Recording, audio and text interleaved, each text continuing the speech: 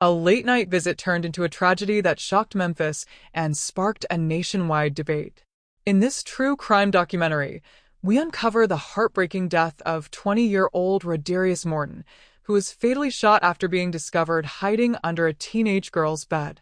What began as a mother's worst nightmare quickly became a homicide investigation, raising difficult questions about fear, self-defense, and the law. We'll walk through the complete timeline from Rodderius' arrival at the Travis Road home to the moments leading up to the fatal shooting, the police investigation, witness statements, the arrest of Kendra Scott, and the criminal charges that followed.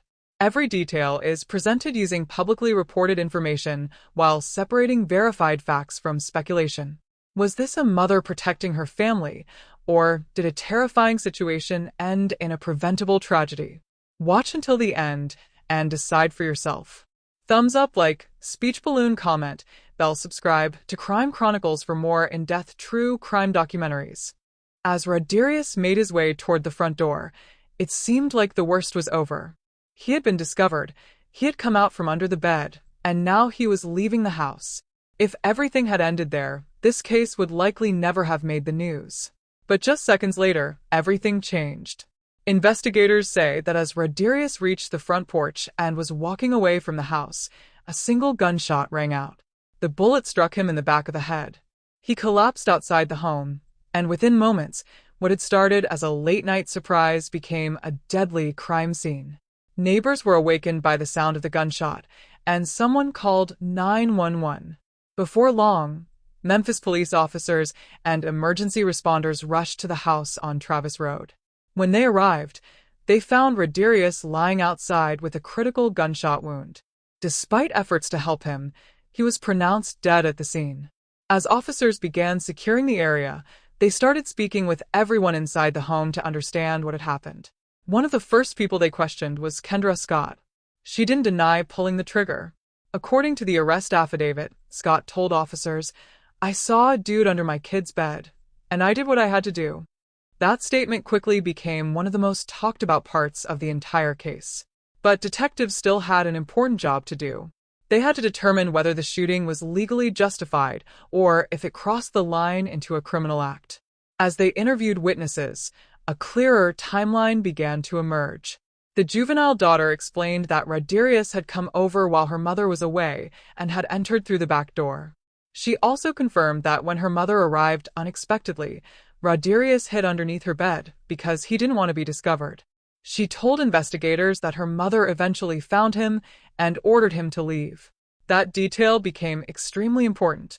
According to the investigation, Rodderius wasn't hiding anymore. He wasn't refusing to leave the house. Instead, he was already on his way out when the fatal shot was fired.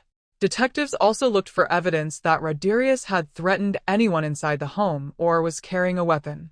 As of the information released publicly, investigators have not alleged that he was armed or that he attacked anyone before the shooting. That finding played a major role in how prosecutors viewed the case. Within hours, detectives believed they had enough evidence to make an arrest. Kendra Scott was taken into custody and charged with first-degree murder, along with employing a firearm during the commission of a dangerous felony. The charges immediately divided public opinion. Many people sympathized with Scott, arguing that any parent would be horrified after finding a stranger hiding under their child's bed. Others believed that once Rodderius was leaving the house, the immediate danger had ended, making the use of deadly force unjustified. It quickly became one of those cases where almost everyone had an opinion, but the final answers would have to come from the courtroom. In the final part, we'll look at the legal battle ahead, why this case has sparked so much debate across the country, and the questions that still don't have clear answers. As the investigation came to an end, the focus shifted from the crime scene to the courtroom. Kendra Scott was formally charged with first-degree murder and employing a firearm during the commission of a dangerous felony. Those are serious charges, and if prosecutors are able to prove their case, the consequences could be life-changing. At the heart of this case is one question the court will eventually have to answer. Did Kendra Scott act out of fear for her family's safety, or did she use deadly force after the threat was already over? Prosecutors are expected to argue that Rodderius Morton was leaving the home when he was shot. Investigators believe he had followed Scott's instruction to leave and was no longer hiding inside the house. They also have not publicly stated that he was armed or that he physically attacked anyone before the shooting. The defense, however, may present a different perspective as the case moves forward. Until the evidence is presented in court, it is important to remember that the criminal process is still ongoing and Scott is presumed innocent unless proven guilty. Sadly, no matter what happens in court, two families are now living with a tragedy that cannot be undone. For Rodderius Morton's family, a 20-year-old son, relative, and loved one never made it home. His future ended on the front porch of a house he walked into that night. For Kendra Scott's family, a mother who believed she was protecting her home is now facing the fight of her life inside a courtroom. Her children must now live with the emotional impact of that night, knowing a single decision changed everything. Cases like this often remind us that some of life's biggest tragedies happen in just a few seconds. A choice made in fear, anger, or panic can leave consequences that last forever. This story has also sparked a nationwide conversation about the limits of self-defense. At what point does protecting your home become a crime? If someone enters your house without permission but is already leaving, should deadly force still be an option?